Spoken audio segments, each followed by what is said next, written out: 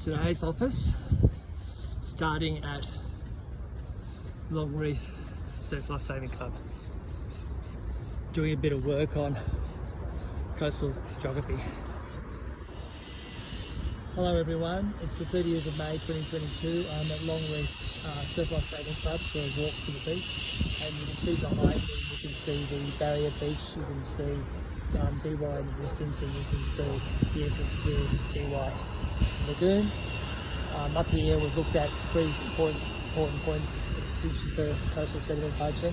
One is we've looked at the swash zone, the berm, and then the slope up to the sand dunes. We've looked at vegetation succession along the sand dune, and in the process of doing that, what we've been also doing is measuring the distance using a tape measure chronometer for measuring the angle of the sand dune, and we've also done some wind speed and wind direction testing.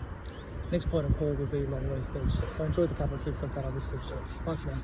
Okay, this is DY Lagoon. You can see here that the passageway is open to it at the beach. It creates what's known as a barrier beach. In the distance is DY, and the headland is just there. And we sweep along here. It's a nice surf today with a bit of an offshore breeze behind me to the left. So it's a bit of the north-westerly. And so then you have here, onshore breeze, sorry.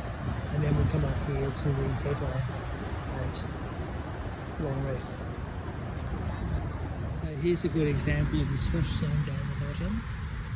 Berm there with a gentle slope, then another slope up here to the fore dune. You can see there's a little bit of grass here, and then we've got the dune here going across the top. We don't walk through that obviously, and then over here what we have is the walkway to the Surf Life Saving Club, and they're doing work on that at the moment. I'm now at the back of the dune, and you can see the vegetation is a lot more developed, and it flows over here to the back of the car park area where they're doing some work in relation to the back dune areas where people come into the beach.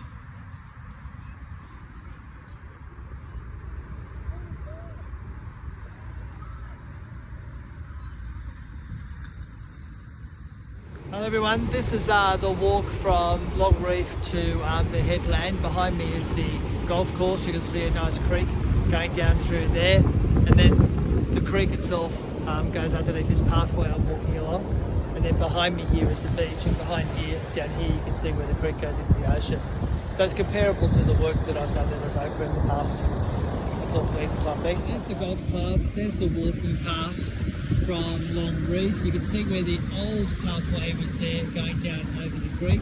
Over time it's been disrupted by water flowing. And then over here on the left hand side you can see here the whole coastal management strategy here. They've rebuilt this section.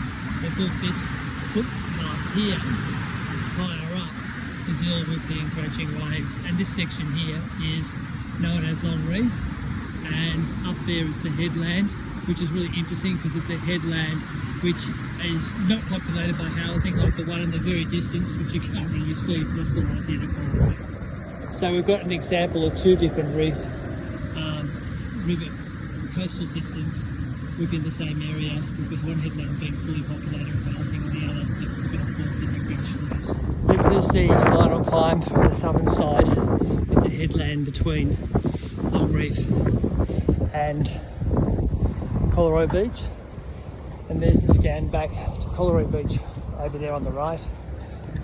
All the houses on the headlands and the hills. And behind me is there the beach from Long Reef down to DY. And over here, which I'm struggling to get to, as you will see, the reef itself.